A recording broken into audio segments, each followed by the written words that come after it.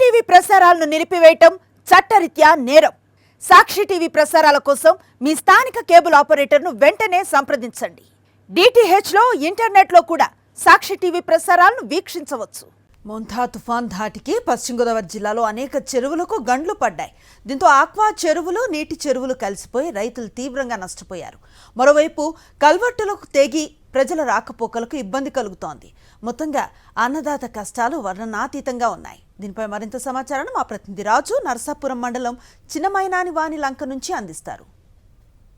మాంతా తుఫాన్ ప్రభావం కూడా తీరం దాటినా కానీ ఉన్నటువంటి నరసాపురం నియోజకవర్గానికి సంబంధించినటువంటి ఆక్వా రైతులకు కూడా చూస్తే కనుక తీరం నష్టమే మిగిలిందని చెప్పొచ్చు. చూస్తే కనుక ఇక్కడ ఉన్నటువంటి అయితే మనం ప్రస్తుతానికి చిన్నమైన లంక వద్ద ఉన్నాం. ఇక్కడ ఉన్నటువంటి కలవట్టు కూడా తెగటంతో కూడా పూర్తిగా భారీగా గండిపడింది.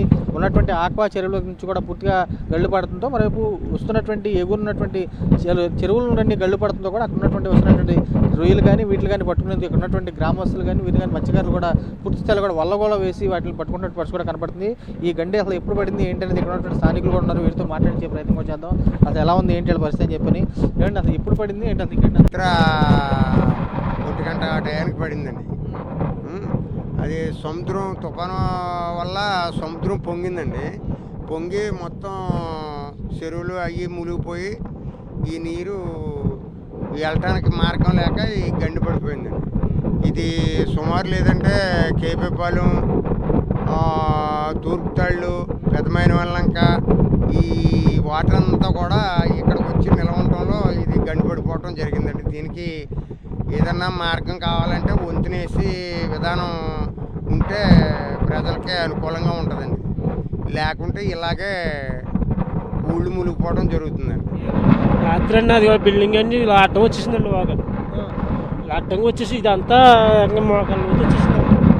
మోకాళ్ళ ఊది వచ్చేసి ఎటేళ్ళలో తెలియక జనం చాలా దారుణం అయిపోయిందండి. ఒకసారి పొంగిపోయిందండి. రైలు కట్టుపోతుందండి. చెరువుల్లో రైలు కొట్టుకెళ్ళిపోయింది. ఇలా సముద్రానికి వెళ్ళిపోతుందండి. చాలామంది రైతులు ఇబ్బంది పడిపోతున్నారు. వీరంతా కూడా ఒకటే స్పష్టంగా కనబడుతుంది. చూస్తే కనుక సుమారు ఒక 5-6 గ్రామాలకు సంబంధించినటువంటి రైతాంగం కూడా ఎవరైతే ఉన్నారో ఈ రైతంతా పూర్తి స్థాయిలో కూడా ఇక్కడ ఉన్నటువంటి ఆక్వాకు సంబంధించినటువంటి సాగు చేస్తూ ఉంటారు. అలాంటిది ఈ ఆక్వా సాగు చేసుకునేటువంటి రైతాంగం కూడా పూర్తిగా ఇక్కడ నిన్నటి రాత్రి వచ్చినటువంటి తుఫాను ప్రభావంతో కూడా గళ్ళు పడుతుంది. కూడా ఇటువంటి ప్రజలు కూడా తీవ్ర అవస్థలు పడుతున్నారు. ప్రధానంగా తమకు రాకపోకలు కూడా స్తంభించాయి. ఇక్కడ ఉన్నటువంటి కల్వర్ట్కి సంబంధించినటువంటి వంతెన కూడా ఏర్పాటు చేయాలని చెప్పి వారు కూడా కోరుకున్నారు. చూస్తే కనుక రాత్రి నుంచి కూడా తమంతా బిక్కుమంటూ గడుపుతున్నాము. ఇప్పటికే చూస్తే కనుక కోట్లకు సంబంధించినటువంటి ఆక్వా సంపద అంతా కూడా సముద్రం పాలవుతున్నటువంటి పరిస్థితి కూడా కనబడుతుంది.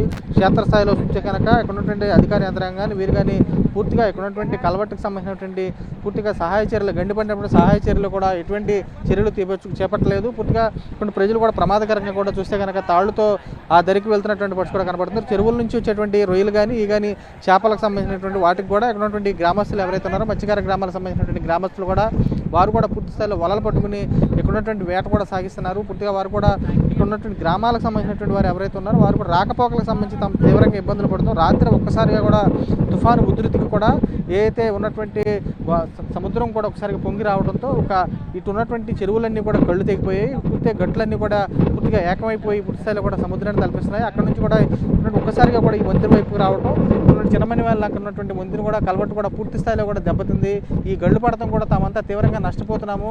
అటు 5 గ్రామాలు ఇటు 5 గ్రామాలకు సంబంధించి కీలకంగా ఉన్నటువంటి కల్వర్ట్ కూడా పూర్తిగా గండిపట్టడంతో పూర్తి స్థాయిలో కూలిపోయింది. ఇక్కడ ఉన్నటువంటి అధికార యంత్రాంగం స్పందించి పూర్తి స్థాయిలో తమకు ఇక్కడ ఉన్నటువంటి బ్రిడ్జ్ కూడా నిర్మించాలని చెప్పి గ్రామస్తులు కూడా కోరుతున్న పరిస్థితి కూడా కనపడుతుంది. విశేషమతో రాజు సాక్షి చిన్నమైన లంక నుంచి. సాక్షి టీవీ ప్రసారాలను నిలిపివేయడం చట్టరీత్యా నేరం. సాక్షి టీవీ ప్రసారాల కోసం మీ స్థానిక కేబుల్ ఆపరేటర్ని వెంటనే సంప్రదించండి.